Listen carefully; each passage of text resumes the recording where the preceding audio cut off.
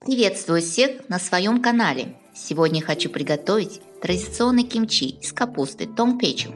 И вы узнаете, как просто можно сделать вкуснейшее кимчи в домашних условиях.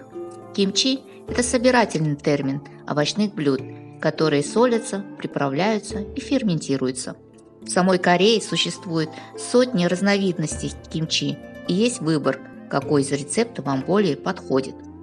Итак, начнем с подготовки капусты. Печу. Капуста, как все знают, для кимчи специальная. Она более нежная и сочная, в отличие от белокочанной капусты. Идет подготовка к засолке капусты. Ее я надрезаю пополам, но не до конца. Затем аккуратно раздвигаю половинки капусты. Таким образом я сохраняю листья в целости. Делаю небольшие надрезы верхушки кочерышки и разделяю немного, чтобы в толстых местах было больше доступа соли при засолке.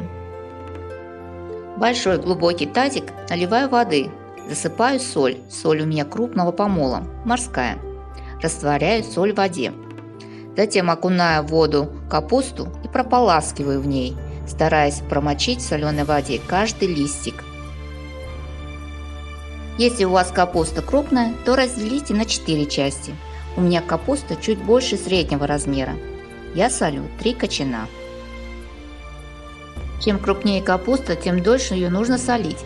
При покупке капусты я надавливаю слегка ногтем верхнюю толстую часть листика.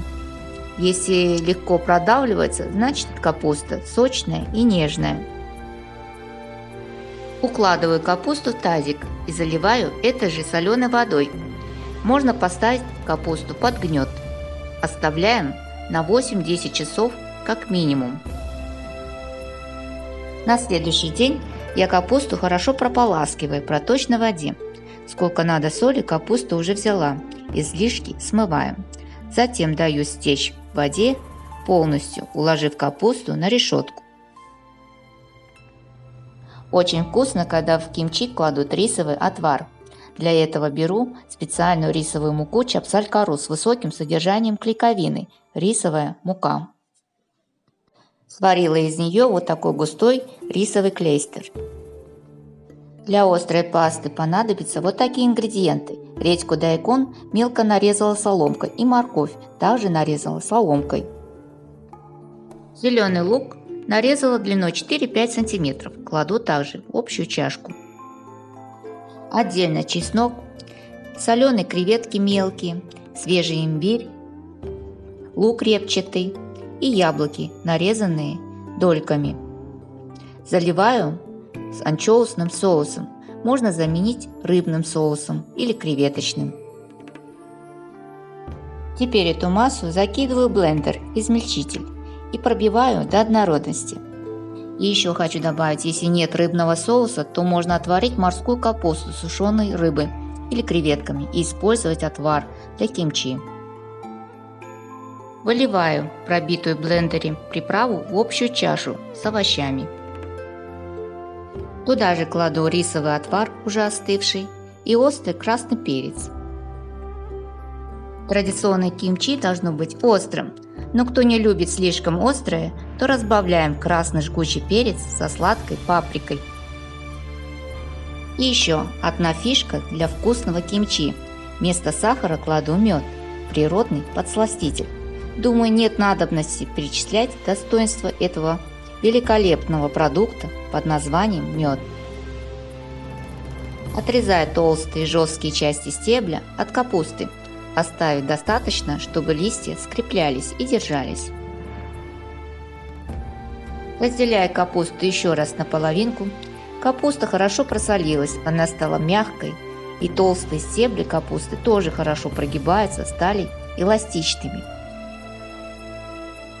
Одеваем перчатки обязательно, чтобы ручки потом не горели от перца жгучего. И вот такой красивой, аппетитной и несомненно полезной заправкой для кимчи промазываем каждый слой листика капусты. Между слоями оставляем овощи, морковку, зеленый лук и редьку обязательно. Промазывать нужно равномерно пасту и не забыть про самую верхнюю часть стебля. Традиционное кимчи – это большая редкость на просторах нашей родины. Этнические корейцы намного упростили рецепт кимчи, и даже название тоже стало почему-то чимчи. Кто это придумал? Если знаете, напишите в комментариях.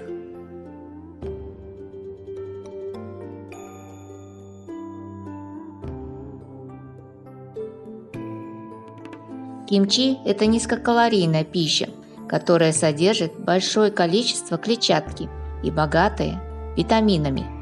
Также кимчи входит в список как самая здоровая еда в мире.